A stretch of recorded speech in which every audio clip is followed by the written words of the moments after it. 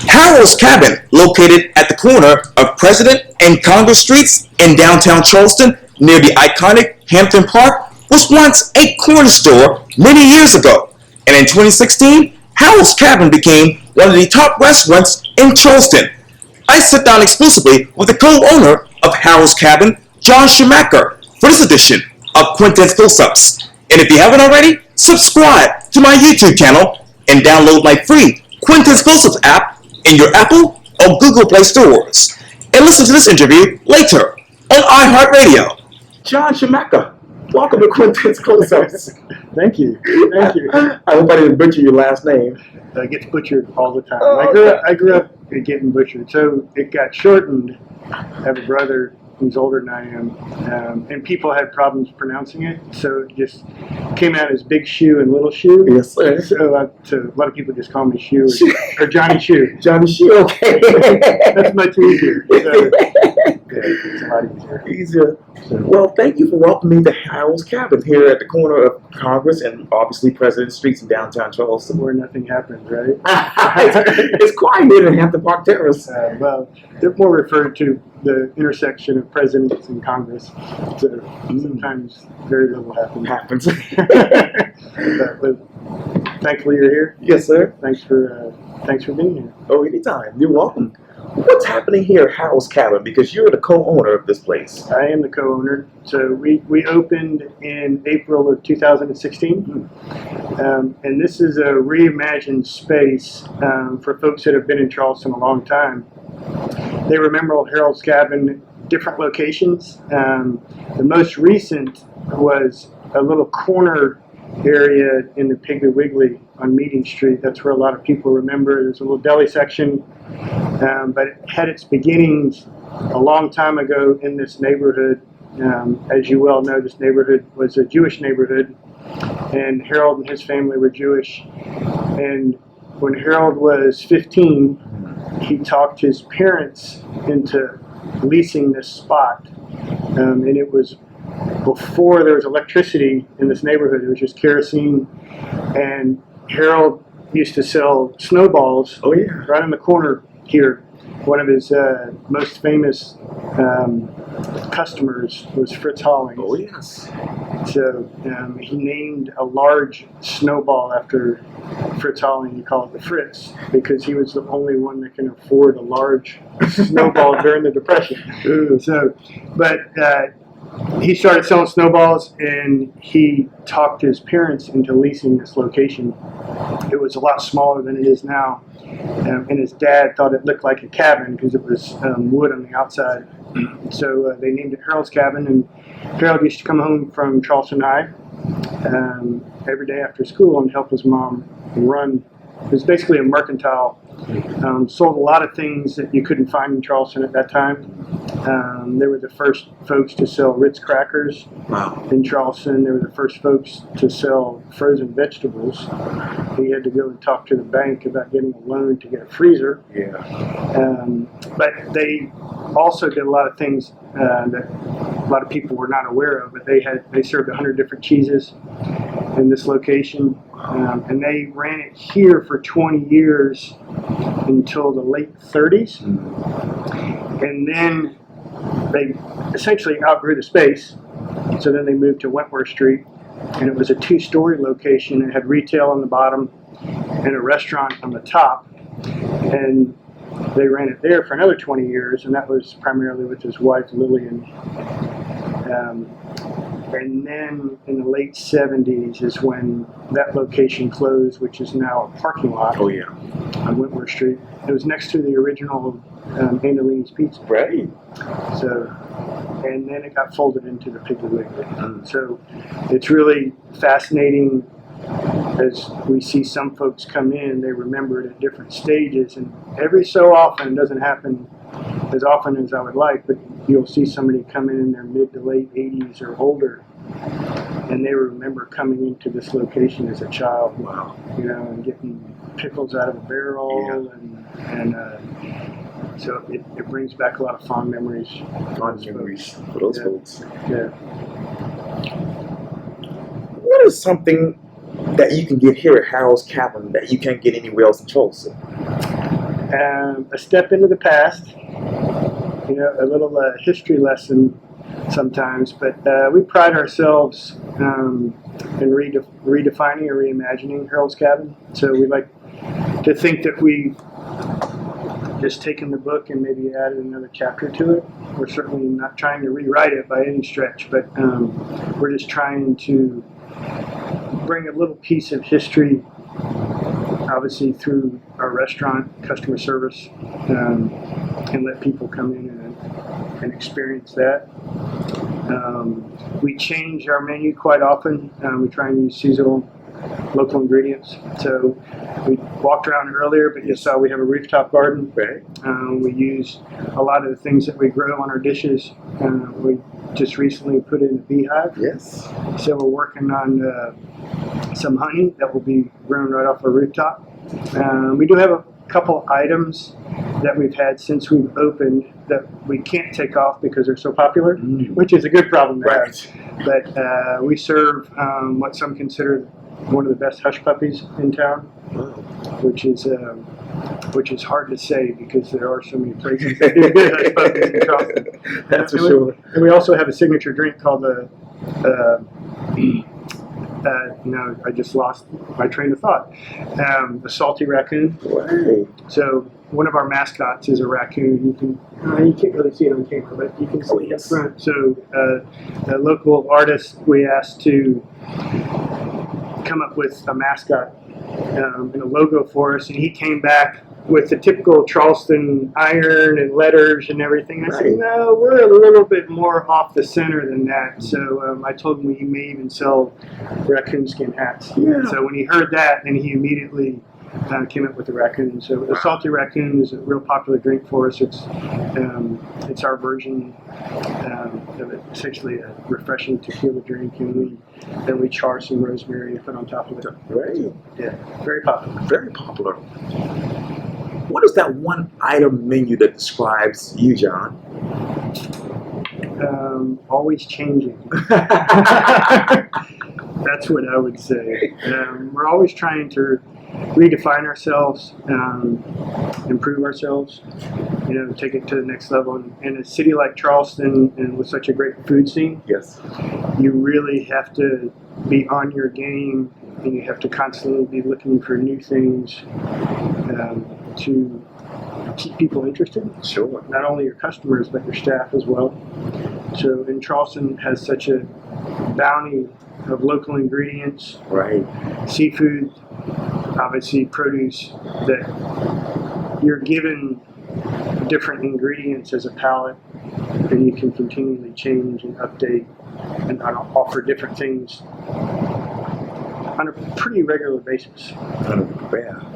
And I know that obviously your first job was as a teenager was basically sorting peaches at a peach shed in Johnson, South Carolina. It was, yeah.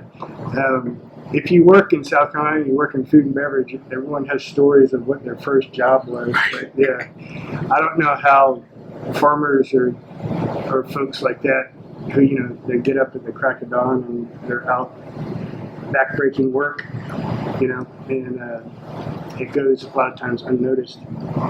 But yeah, sorting peaches, I still love peaches to this day. So, and that's the peach country. Everyone says that Georgia is the peach state, but they are actually not. Right. It's South Carolina. Yeah. And in my opinion, the peaches around that Johnston area, Trenton is actually the place that my family grew up getting them from. But Trenton's so small, a lot of people don't even know Trenton. That Johnston is the closest that they remember. Yeah. What else do you remember about your time as a teenager sorting out peaches? I would say, trying to get in touch with the area and the geography and the people around you. Yeah. There's so many different layers and history behind so many of the industries and the people in this area that people just need to take the time to sit down and talk to others, and get an insight on not only your past, but others' past, so you can put together a story. A story. You know, and that's what you do. You tell stories. You know, Thank you. you're doing well, but Well, thank you. it's you know, every area has its rich culture and stories. You know, and all we have to do is stop and listen. You know, to each other and listen to the stories. Yes, sir. You know, they tell themselves if you're willing to listen. That's all. What is your insight, and what really are you listening to when it comes to the Hampton Park Terraces neighborhood? And when we, you know, first decided on this location, it was a little bit of a stretch because, you know, in Charleston and in most areas, you have a retail area, you have a food and beverage area. You know, for the longest time, it was King Street, and there's still wonderful restaurants, and a lot of them on King Street. And now it's going to the other side of King Street, but it's in pockets. Mm-hmm. So you have, you know, a group of 4 or 5 restaurants here, or obviously there's a hotel on every street corner now. But you know, there's business or industries, and they're a lot of times magnets for restaurants because you have a captive audience. Well, this area, being in a neighborhood, it doesn't necessarily have a captive audience of workers. It's not centrally located as far as, you know, a major thoroughfare or anything like that. So to open in the middle of a neighborhood, that's something more from the old school days of corner grocery stores or large metropolitan areas where you have like a neighborhood hangout, you know, where everyone knows your name. Right. And that was part of the allure, but also part of the gamble. Because if you open in the neighborhood, you're a destination. For other people who don't live in the neighborhood, they have to make a concerted effort to come to you. Obviously, the folks in the neighborhood, they're wonderful. They can walk here, they can bike here. You know, we know them real well because we've gotten to know them. They're part of our family. Right. And I like to think, or I hope to think, that we're part of their family as well. But that's the part that I really love the most about being in a neighborhood. In the neighborhood. Yeah. How do you hope to keep this a destination for the next 5 to 10 years? Magic. As you can imagine, and as most people know, it's difficult to run a restaurant or any business, small business, when you're open, you know, 6-7 days a week, especially in a challenging location like Charleston. So, you know, we have a couple things that we're concentrating on. It always comes down to trying to foster and grow your staff. Sure. Because it comes down to people. I can't do everything. My managers can't do everything, so we have to rely on good staff. Sure. And that's always a challenge in Charleston, to find so many people that you need when there's so many restaurants in Charleston. It's the highest per capita in the country. You know, so trying to always stay on top of and nurture our family, you know, our cabin family staff, continue to excel at customer service, you know, and having a creative menu. You walked around earlier, but we do have 2 floors, so we're always thinking of unique ways to try and book events. Sure.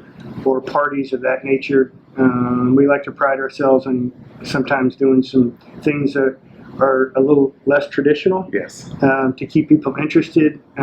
We do offer elopement packages on our rooftop. Yes. So if anybody's looking to get married out there,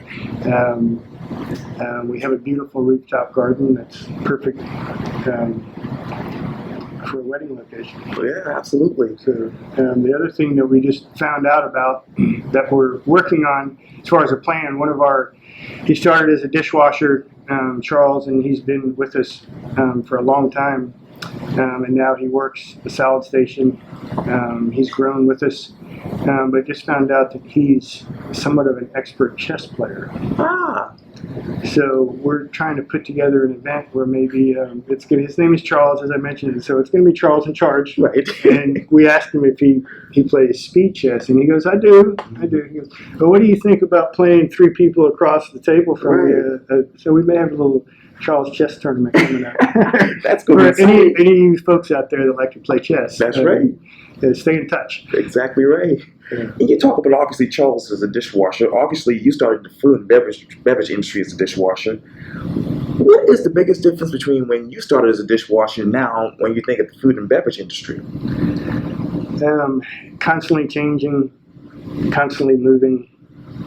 It always has and will come down to people. It's, customers are a lot smarter. They're more in touch.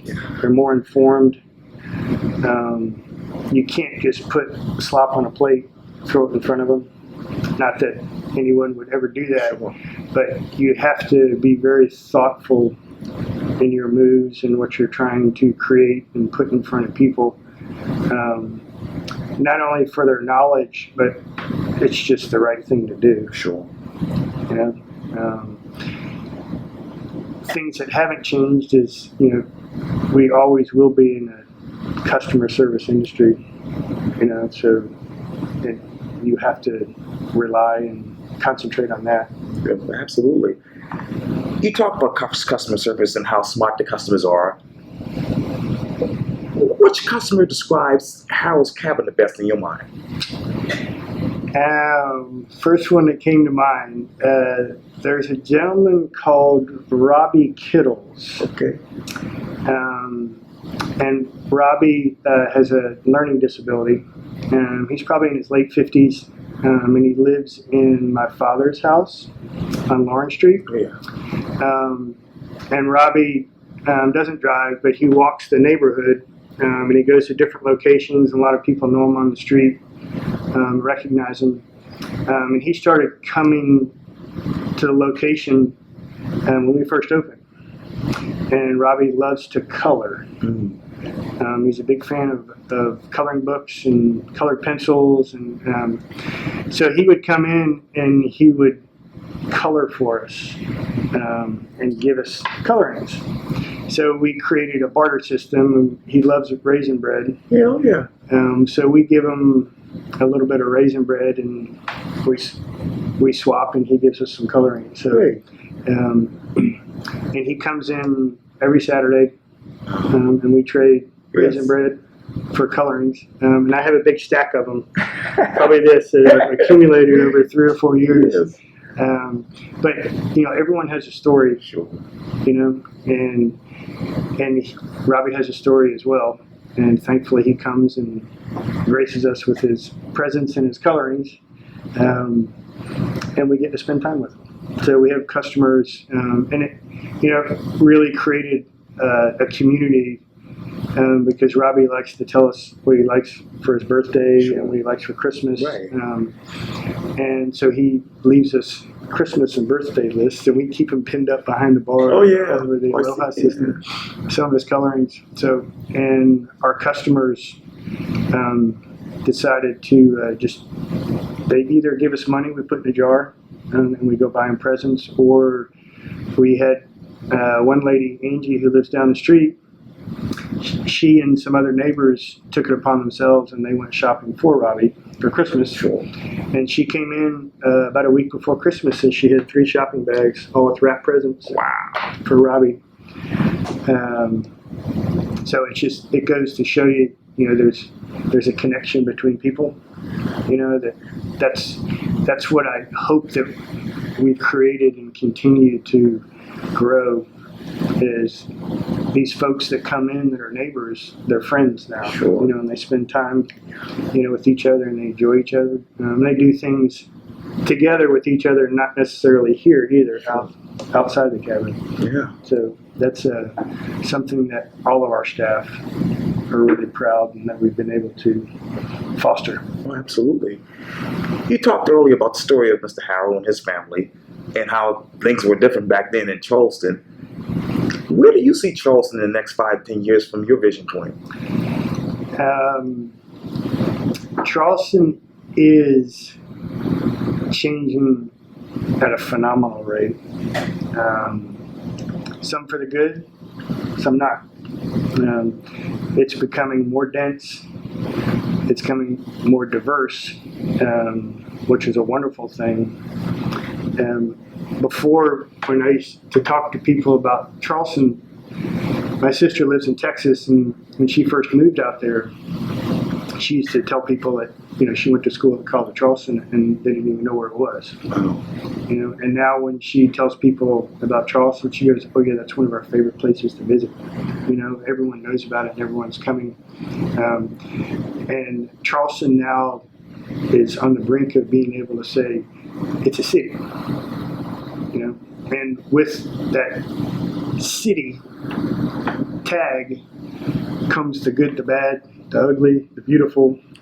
It's going to continue to change, and it's redefining itself. And I just hope that it doesn't lose touch with its history, its past, its people. It's morphing. It's morphing. I think that's where I see Charleston now. It's a crab molting right now, and we'll see where it comes out the other end. And how do you hope the Charleston food and beverage industry redefines itself? I think it's in a little bit of a disarray right now because so much is changing so fast. I just hope that it doesn't lose touch with its past, and the cooking and the tradition that got us here. I just don't want that to be lost. And I want people to be able to still redefine and, still pay tribute to the ingredients and the people of the past. Sure. Oh, yes. Oh, yes. It's so important. Very important. Well, I thank you so much for this interview. I really do appreciate it. And welcome to Quintin's Close-Ups. Yeah. Thank you very much. It's a pleasure to talk and meet you. Likewise. Thank you. Yeah, anytime. Yeah.